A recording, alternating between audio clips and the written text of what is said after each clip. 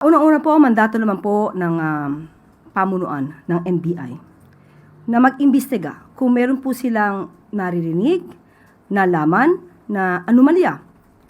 Hindi po kailangang utusan ng Pangulo. Mandato po yan ng NBI, ng CIDG, ng PNP. Trabaho po nila yan. Kung ito ay sinasabing panggigipit, ang aking pong narinig lamang ay ito ay paiimbestigahan ni NBI Director Matibag dahil kung inyo pong matatandaan, magtatayo po ng NBI Academy dito sa New Clark City. At the time na nagkaroon sila ng pagpupulong ay mayroong nakapagsabi sa kanya na mayroong mga issue patungkol sa korupsyon nung ito daw ay isinagawa. So ito yung nabanggit lang naman sa kanya at naisumbong.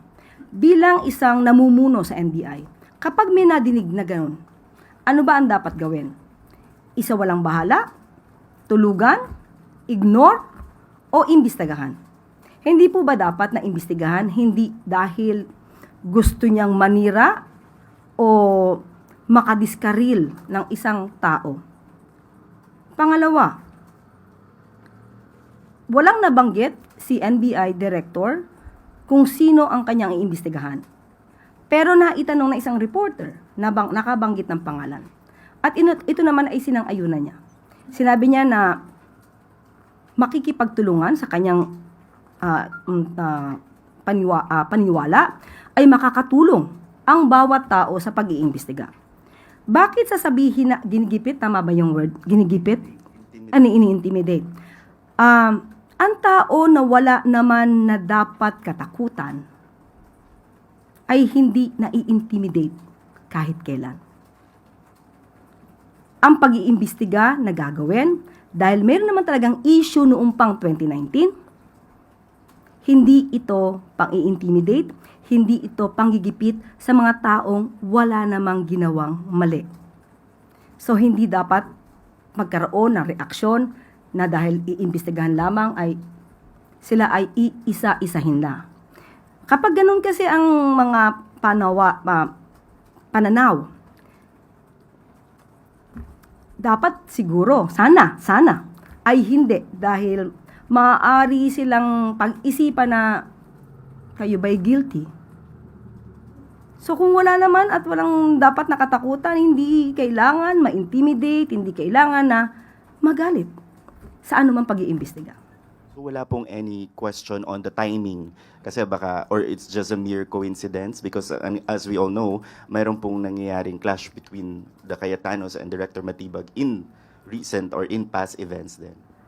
Nabanggit po ito sa atin mismo ni Director Matibag na nagkataon lang na mayroong isang ambush interview at tinanong kung ano ang kanilang mga isinasagawang pag-iimbestiga at nabanggit nga niya ito.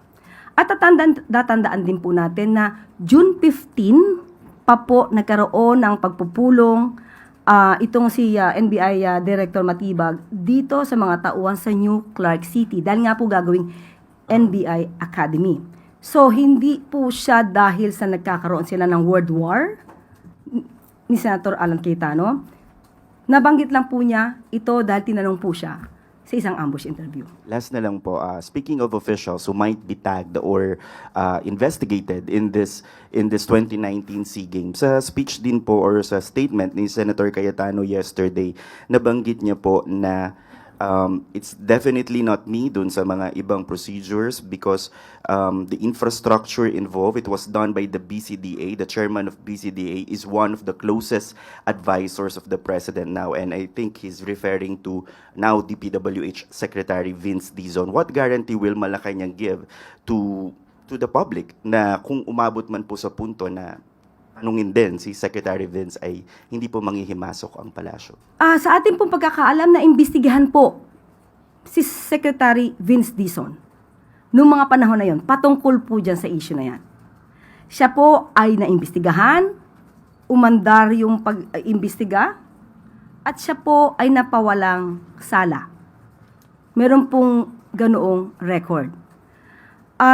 Sa ating pagkakaalam, hindi naimbestigahan sila Senator Alan Cayetano at the time ay Speaker of the House.